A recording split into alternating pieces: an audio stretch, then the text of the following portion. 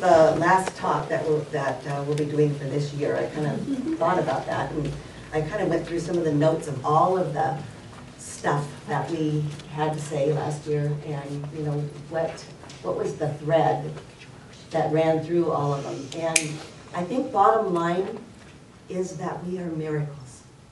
We're miracles, all of us. You know, not only are we miracles, but life in itself is a miracle. So I just sit with this sometimes, and I just sat there, and I thought about it, and thought about how incredible, and how blessed, and how rare it is that we even took birth, that we took form, and it was no accident. Out of, you know, everything that you're here, out of nothing was something. I think that's the biggest miracle of the whole, of anything. Out of nothing came something.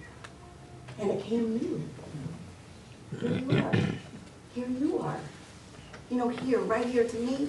You know, I'm a contemplator, kind of I think I was a philosopher sometimes. And I sit there and I go crazy just thinking about life. And so I turned on, found a YouTube. Judy would hate it, but it was on life. Actually, it was on the miracle of life. And it was kind of scientific. And it showed, you know, from a cell,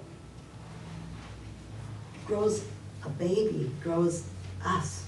You know, it talked about 14 billion years of evolution, and here we are, giraffes and roses, and you and me. To me, it's incredible that we are here. And I look at my little granddaughter, and I just thought about her.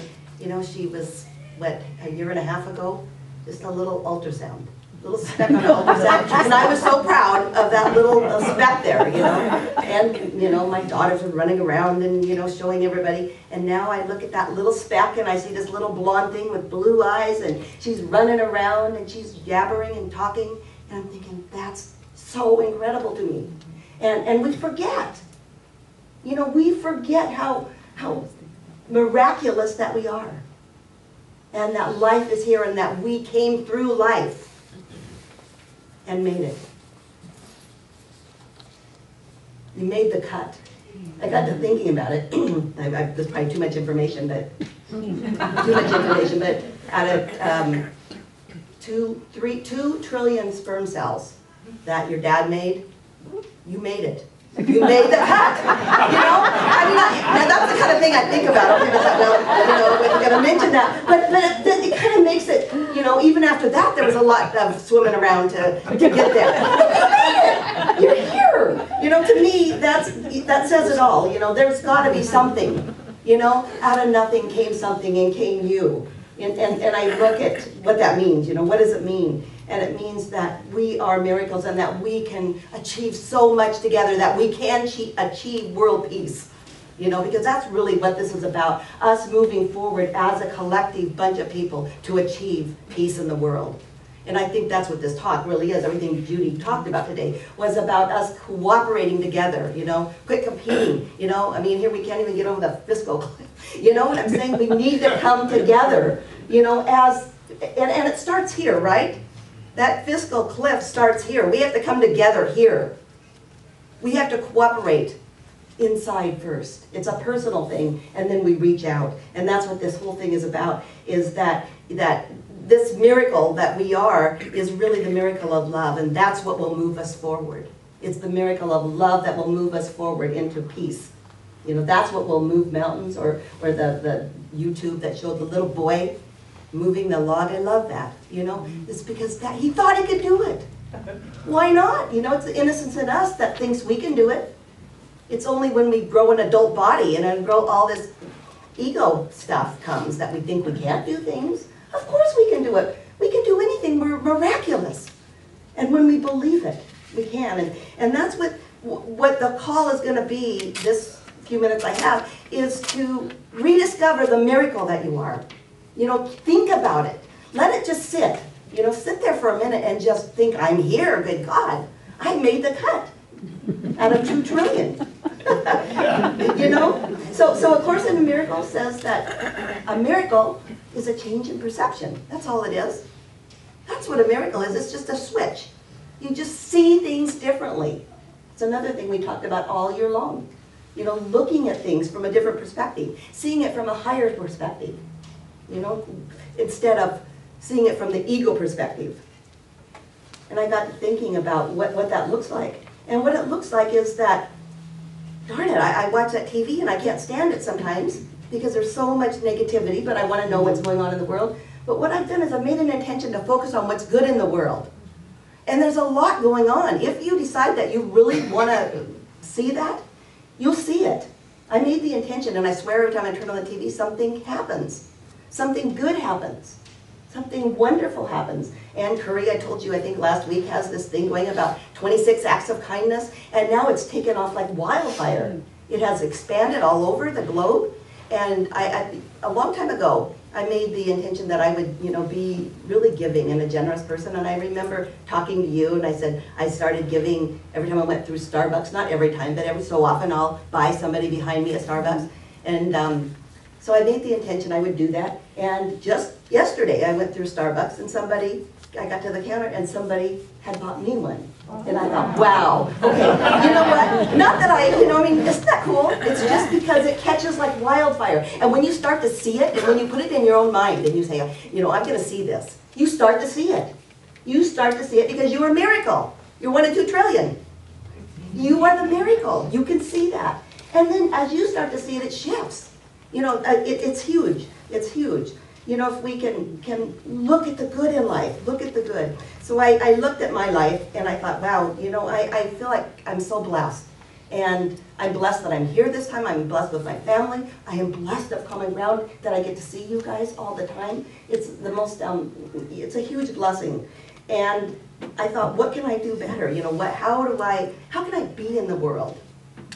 And the truth is that the teachings that have been so valuable to me, they all are, believe me, everything that we read, everything we talk about, you guys are lessons, but Eckhart Tolle, there's something that he teaches, and I've lived my life by that for quite a while now, and sometimes I don't do so well, and sometimes I do, but it's his teachings on love, acceptance, and joy.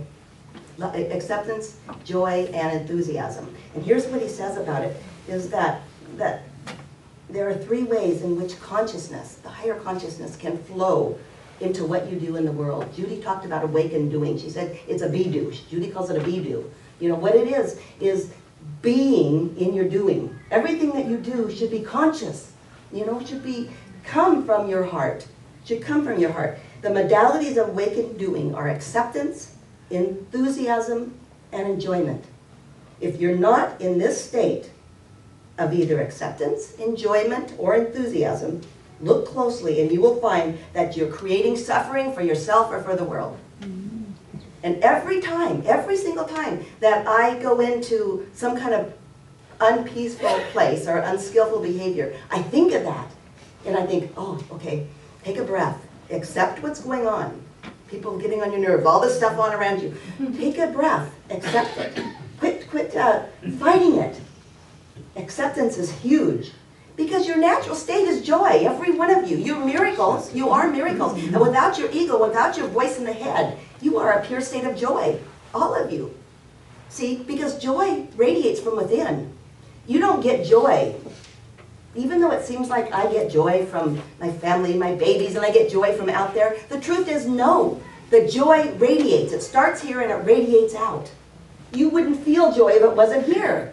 That's the miracle. See? That's the miracle. Out of nothing, something. And something is joy within you. It's the love within you. That's the miracle that we have. That's who you are. And enthusiasm, you know, that comes when you have joy. And usually what Eckhart Tolle says is that enthusiasm comes when there's a goal attached to your joy. You know, we've always got lots of goals going on because we've got common ground. You know, we've got this new building, and so, yeah, I'm enthusiastic about that. But when that doesn't happen, there's a state of joy that bubbles over, and I feel it. I feel it so much, and I see it in everybody. I can see the good. Does it happen all the time? No. My life is a spiral like yours, and we use the spiral symbol a lot.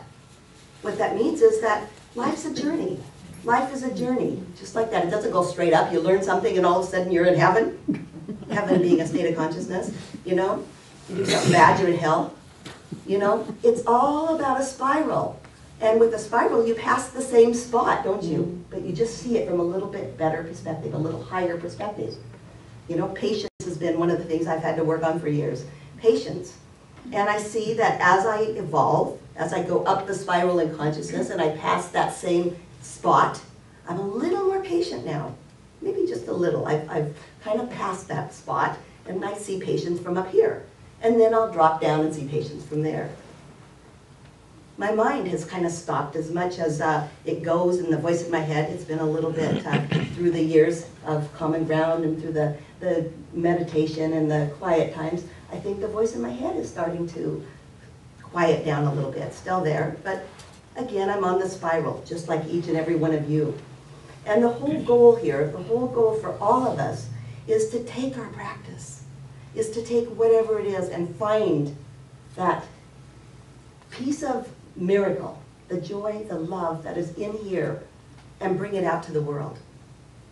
So we have to work on ourselves, don't we? You know, we can't just say, I'm going to go help the world without helping yourself, because you are the world. It has to start. It has to start there. And it's so funny, Judy, I just crack up every time we do a talk. We never know what the other person's going to say. And half the time I have the same talk she does. I have a lot of stuff she's got in it. And I had the same thing, is that we are as God, so we might as well start getting good at it. That was a big, that's exactly the truth. And because we aren't very skilled. And before I close, I want to read you what Anna Day and Judith says about that, because the truth is that spiritual practice is huge. But why are we doing it? Because we're going to be adding a lot more classes, we're going to be doing a lot more things, especially as we get our new building. And we need to look at that. What's our part? Why are we doing the classes, and who are we? So here's what she says. If evolution is God's way of making more gods, then we certainly have a long way to go.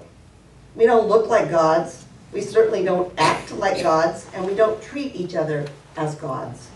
We are instead wounded, out of shape, unhealthy, insecure, and largely unconscious far too much of the time.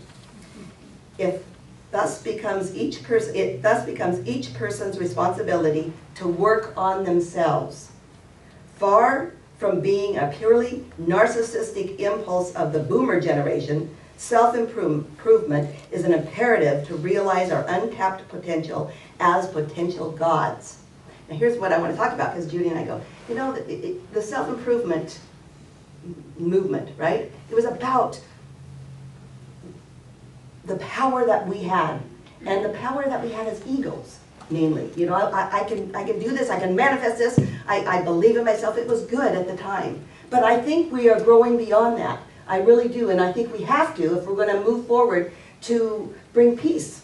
And here's what they said. The qualifying difference is whether we engage in self-improvement from a place of ego, endlessly preening ourselves for a socially sanctioned beauty rating, or as an offering to the whole. See, an offering to the whole, creating ourselves as works of art, honing our mind, our body, and our spirit into an expression of glorious humanity. Glorious humanity, that's what we are. We're honing ourselves into the miracle that we are. That's what spiritual practice, that's what Sunday mornings, that's what spiritual community is about. It's about honing ourselves so that we can move forward and express the humanity in a divine way. Because we are divine beings, we are gods in the making. That's the message, that's been the message all year in every different way that can possibly be said, is that you are a miracle and that you are a God in the making. May we always express our divinity and embrace our humanity. Thank you.